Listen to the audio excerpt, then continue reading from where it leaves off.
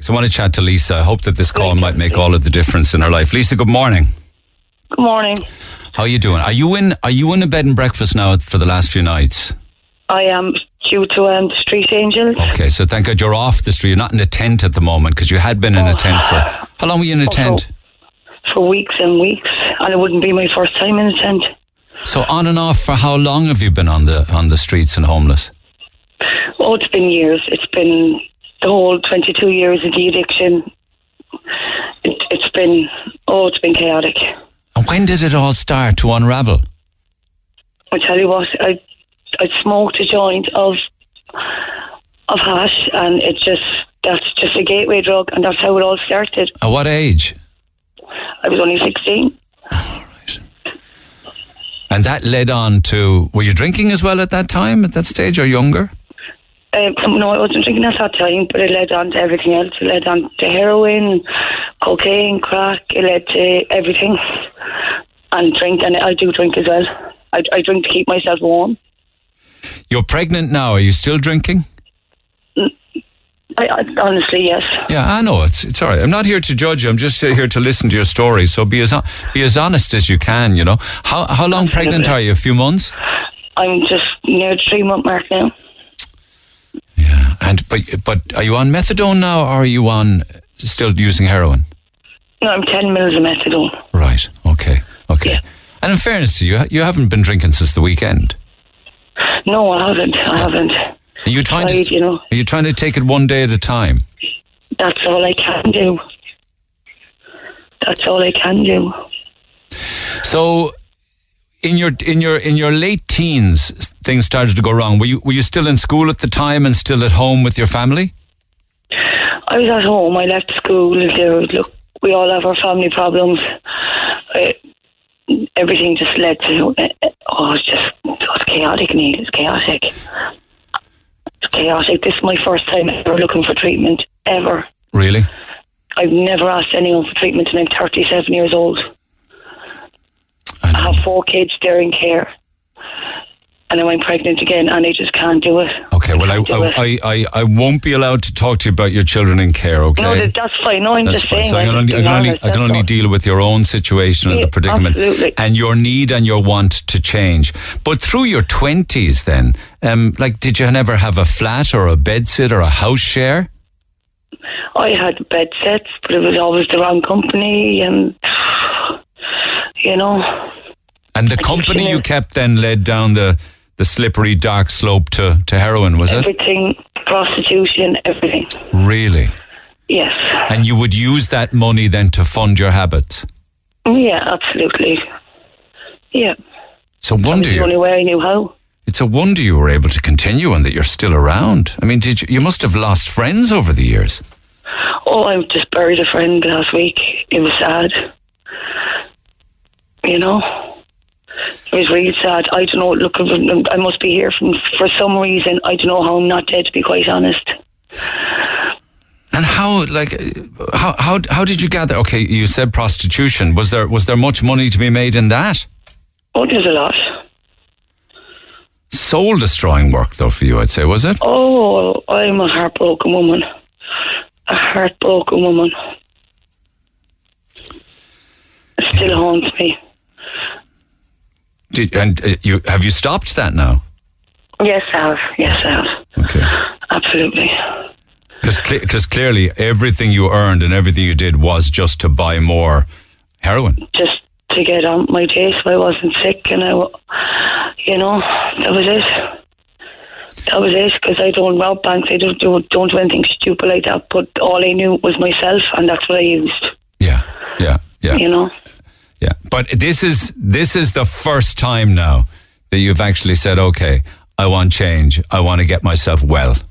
Yeah, my hands are up now. Okay, yeah, my hands are up.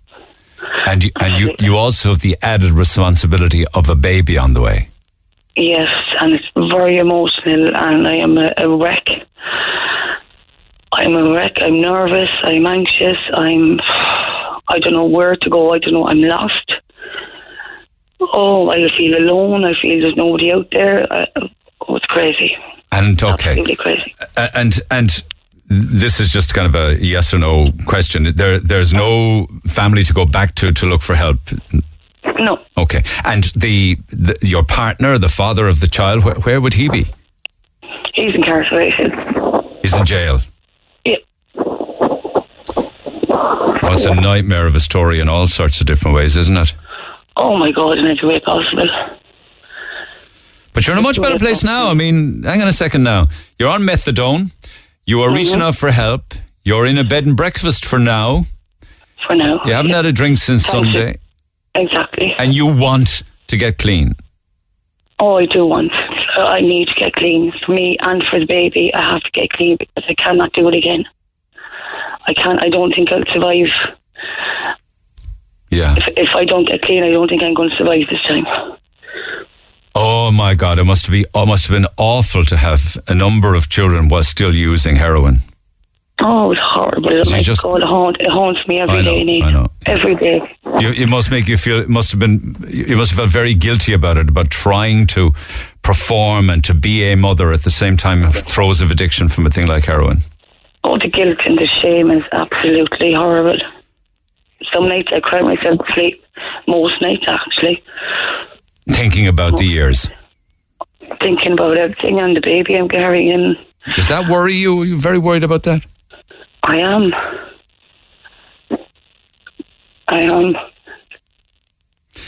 Yeah. Try not to look back, Try to look forward. I'm trying. And where are you with regards to treatment? Can you get in anywhere? Or is there a period of time where you have to be clean? No, you don't have to be clean. There would be a period of time that goes for everybody. Yes. But, I mean, being pregnant, come on, like, the first time ever asking. I just need help. Okay. And have you reached out to anybody to see if they can get you that kind of help? I did the street angels, and they're the only people helping me at the moment. Yeah. Yeah. And before the B&B, was it a squat you were in, or were you in a tent, or where were you? Tent. Where was that? Down Grattan Street. In the winter? In the winter with pneumonia on my left lung. My God, it must be very depressing. Oh, it's horrible. Absolutely horrible. People passing out, they're looking at you. I'm not a bad person. They're looking at you, it's a shame, you've nowhere to have showers. Oh my God. We heard Leon's story, the misfortune who died on our streets recently. And behind everybody there is a story and there is a person, you see. And you feel that people aren't looking at you, the person, the story, the human being, isn't it? They're looking at the person sitting having a drink, trying to keep themselves warm, but they don't understand that. They think we're just junkies. We're not, we're people. Yeah. We have hearts, we have feelings, we're human. I hear it's so easy now to get heroin, and it's getting just worse, not better. You know what? It possibly is. Possibly, but you know what? Well, we're certainly hearing of more people dying and more people in need of treatment than ever before. It's crazy. There should be some halfway house for somebody to go, It's absolutely crazy. With this COVID, there's a waiting list for the treatment centres, and which is, look, that's okay, that's understandable. I understand that, but I mean... Oh, you may wish for treatment, but you think there may not be a place. There may not. You wouldn't know, there may not. Have you been in touch with Arbor House? Oh yeah, I go to Arbor House, yeah. And the doctor is absolutely lovely up there. Can they refer to Coonvura, Coolmine, Tabor? I said referred. I was speaking to him about the referral, and that's going to be done up to Ashbury House, up to Care in Tipperary. Yes. Because it's pointless me being around Cork City when I know too many people. That's right. It would be very, very easy to slip. Sure, look. It's all about the company you keep a lot of the time, isn't it? It is the company. But then again, look, it's me in the end of it. But those days for all of that time, they must have been very, very long and very repetitive. Day It's after horrible. day. It's horrible. I mean, if you're waiting the night light inside the Simon, you're thrown out in the morning at 7:30, and then you have to wait till 11 o'clock at night to go in. That's a very long day. Yeah, yeah. You know? You'd be out early morning, would you? Up by 7:30. Oh my God, that's very... And not in again till like 11 or something, is it? Till 11 p.m. then that night. How would you spend the days? Oh, just, to be honest, I go to the off license. I just try to get through the day just like everybody else out there. And did you have a welfare payment to fund all of that then? Well, it's €200, but sure, that falls through your hands. Absolutely, it would fall through your hands. There's 7 days and they're all long days. Absolutely. You're long And going through that. if I see somebody stuck, then I'll pick them up and I'll help them. So, I'm going through my own money quicker. And then would you use the homeless services then for food and clothing? The street angels, they're the only people I deal with. You'd eat? I eat when the street angels are around, or if they come up to meet me. I don't eat very often, to be quite honest. Yeah, that's probably important with the baby. I mean, are you in the care of medics now with the fact that you're pregnant? I haven't been out there yet, to be honest. You've had no scan or you have no checkups? No. I'm so anxious and so afraid to go out there. No GP, no gynecologist, nothing like that? Nothing. I'm just afraid to go out there because I know the minute I go out there, the HSE are going to be on my back.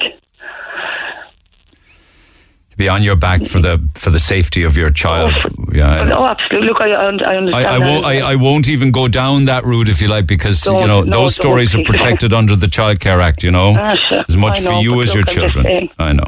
Yeah. I know. Just saying. It just scares me. You're frightened of the future with a baby on the way. A baby that you obviously want to keep. Oh, absolutely. Absolutely. And this time I'm looking for treatment, so I know it'll be the making on me because I'm a strong person. I have to be strong if I'm still alive at 37. Well, here's the deal. When the baby is born, there will be an obligation of the state to mind the baby, and that could involve the baby being taken away. You don't want that to happen. No, because I don't think I'll survive it. No, and why do you say that? I don't think I know I won't survive it. With regards to a broken heart? And the rest of it, I don't think I'll survive it. I'll probably end up going away, taking loads of drugs, and that'll be me gone. Have you had thoughts like that in the past, Lisa? I do. I do. They're understandable, sure. I do. Your life was not planned like this. No. I do have thoughts like that because it seems to be easier. Easier to just say I've had enough. Enough? No, you have a long life ahead of you. You have an exciting life ahead of you. With the help of God above. Okay, can you hold on there and just relax? I know the street angels are with you, but I just want to just finish our conversation just after 10. Is that all right with you? That's okay, that's no problem. You're great. I'd encourage people to get in touch if they feel they can help in any way, shape or form. I'll talk to you just after 10, all right? Okay, Niamh, thank you. Okay, hang in there. Okay, she's with one of the girls from Street Angels next to her by her side, Hazel Dennehy. Thank you, Hazel. Right, chatting with Lisa, who's at a turning point in her life, and she rejoins me again. Lisa. Hi. Have you come across other pregnant girls in shelters over the years? Oh, absolutely. Absolutely. Whatever becomes of them? Do they get the help that they need? Do they get provided with somewhere to rear their baby? What happens? What happens is basically when you go out to the hospital and as I said, when the medics see you're referred to the HSC and they just make it so hard. You could do backflips, you could do handstands for these people, and it's not good enough. So those that are homeless or on our streets that find themselves pregnant and give birth don't always get to keep their baby. 90% of ladies on the streets don't keep their babies. They don't walk out of the hospital with their babies. Somebody else does. I know, but I suppose your predicament is you can't rear your baby on the streets or in a tent at Pope's Quay Church or anything, you know? I know that. I'm quite aware of that. I know you're probably very frightened and scared, but there's something great ahead of you as well if you can stay the course, you know? It's absolutely beautiful, Neil. It can be a beautiful thing. It's not going to be easy not drinking. No. It's not going to be easy to withstand the temptation of heroin. But if you can do it, it's going to be amazing, your life. And I know there is another life out there. There have to be. It can't be all about addiction. It can't be all about this. It can't be all about tents. You know, I mean, to be fair, and Hazel Dennehy, Paula Murphy and Janice Manteheafy, they've been absolutely beautiful to me. They must have come across you at some stage in this tent and didn't they cobble some money together to get you a B&B for a week or so, wasn't it? Oh yes, they did. They came up and they fed me as well the other day, and last night they fed me. Gave me clothes, gave me wash stuff, and, you know. And what's it been like having your own bed and your own room and your own shower? I honestly, I don't know what to do. Because I'm not, you know, not used to it. Do you say to yourself, if I can just get strong, it can always be like this? My own room, my own bed, my own shower. Absolutely. That's the challenge now. You know, having a baby is a beautiful thing. It can be magical. I know it can. And I know I'm strong enough to do it if I can just get the help that I need. Do you visualise what your life could be like and hopefully will be like? Do you think about those days ahead? Do you know what? I think about in 12 months' time that I'll be walking somewhere with my buggy and my little baby in the buggy. I do. I visualise going on holidays. I visualise all the things that, you know, that the life should be. So you need to hold on to that thought. That's what's getting me through. And make it a reality in the future. Exactly. And as I said, it's with Jenna and Paula Hazel and them, yeah. Beautiful. But what will you do after you have to? Will you have to leave the B&B at some stage later this week or the week? When? Tuesday. A week today. Yeah. A week today. Yeah. And then? And then we'll see what happens. Let me talk to Susan. If you can just hold on. Susan, good morning. Good morning. How similar was your situation to Lisa's? Oh, very similar. Very similar, yeah. Yeah, it breaks my heart listening to her this morning. Yeah. Thank you. Hi, Lisa. Hi, Susan. Are you okay? I could be better, but look. Yeah, I know. No, I was in a very, very similar situation. You know, I had kids during care. I was on the streets. But look, if you can hang in there, like, I'll be here. I could support you. I'll give you my number as much as I can. Today I have a lovely life, you know. I have my kids. Thank you. Okay, well, I won't go into the issues regarding your children, obviously, because of childcare issues. But very similar, you say, in the sense that you too were on the street. Were you on the streets pregnant? No. Okay. No, I wasn't pregnant, no. But you had lost everything in your life too? I had lost everything, yeah. Everything. How'd you turn it? Firstly, how did it get so bad? Oh, it just got very bad for me. I was in a different situation, Neil. I was in a domestic violence situation. I had no other choice but to leave home. And you left that, okay. Yeah, but you had nowhere to go. Was it Edel House was your port of call, I wonder? At one stage, yeah. I was the same. My husband was very violent. Okay. Yeah. You know? Yeah. Yeah, it's hard and it won't be easy, but you can do it. You can do it. With the right people. How did you do? I mean, did you have issues with heroin or were there addiction issues? Everything, yeah. Everything, heroin. I'm a recovering alcoholic as well, you know. Everything. I went into treatment. I went into coal mines. And my life just took off then. First time in coal mines you sorted it? No, it wasn't. I've been in and out of treatment with 20 years trying to get this, like, you know. So if I can get it, you know.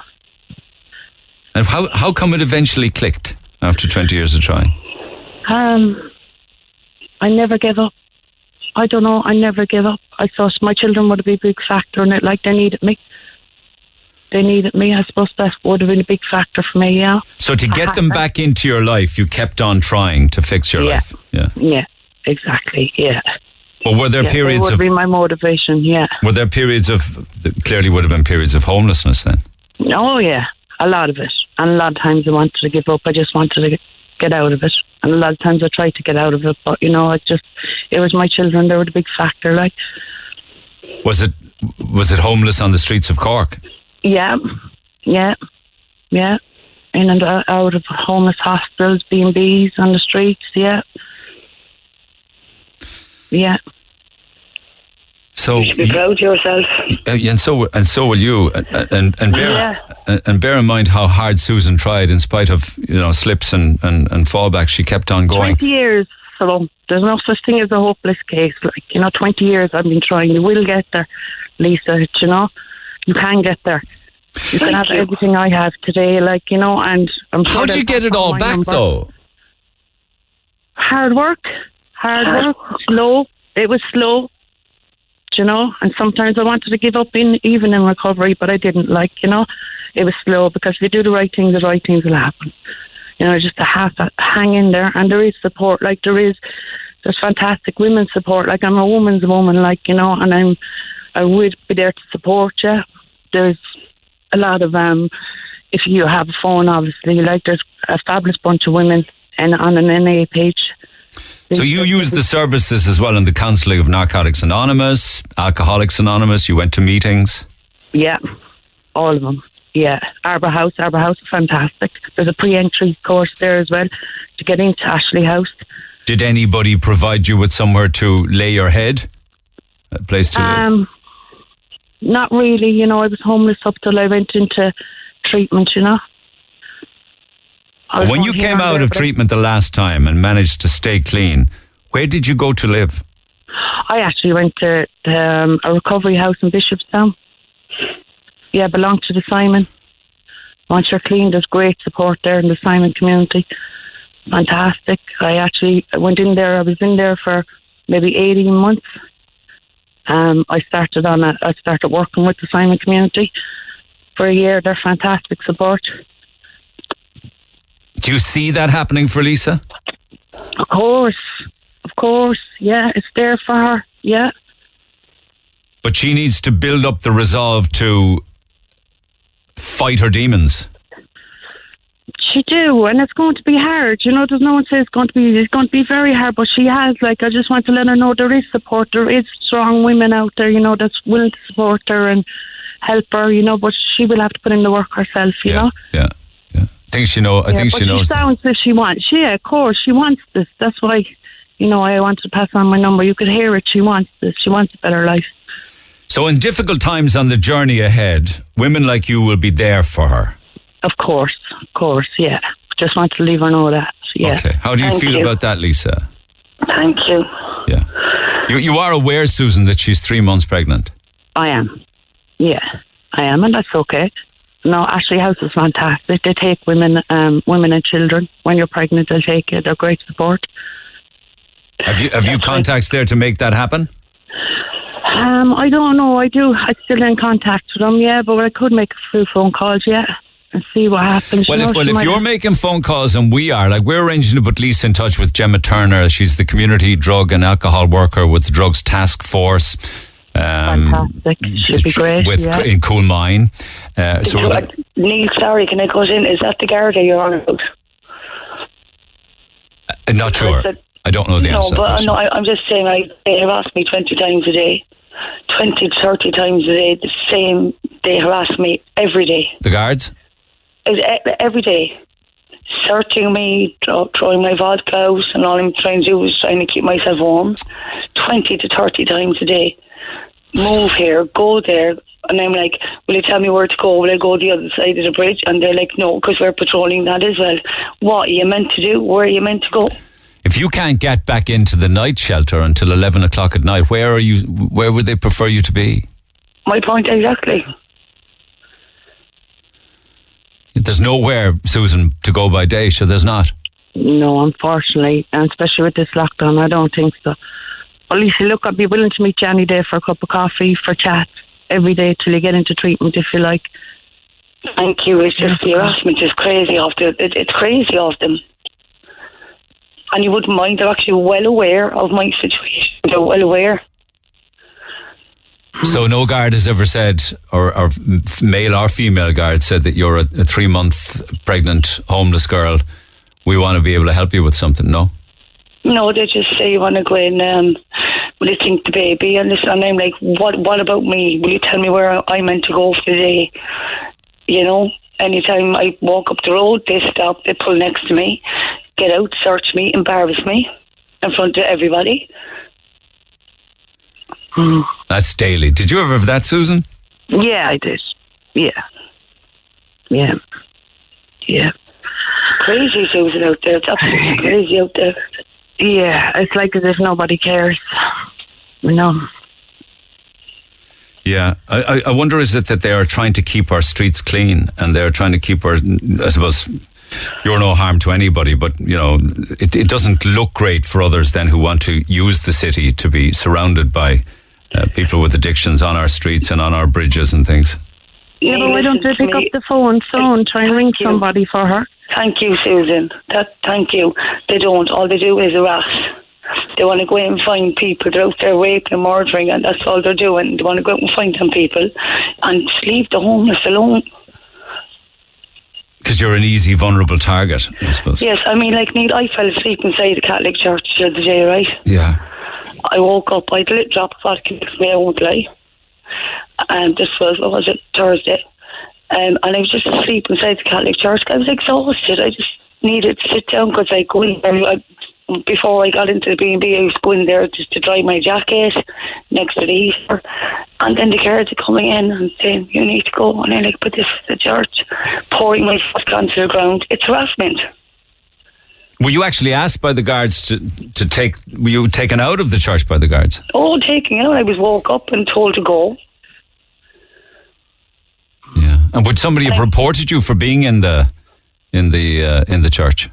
Neil, I was doing nothing. I was just... I know, but I mean, I'm just trying to work out whether the guards actually patrol inside churches now as well as everything else.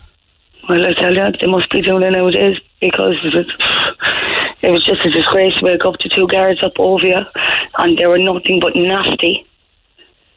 Nothing but nasty. I had a little drop of vodka and it was mixed. It was like a little bottle of orange. And she poured it right in front of me. She did? Okay. Yeah. Okay. Would they have known that you were a pregnant homeless girl? They know. They're quite aware. Look, they know exactly what's going on.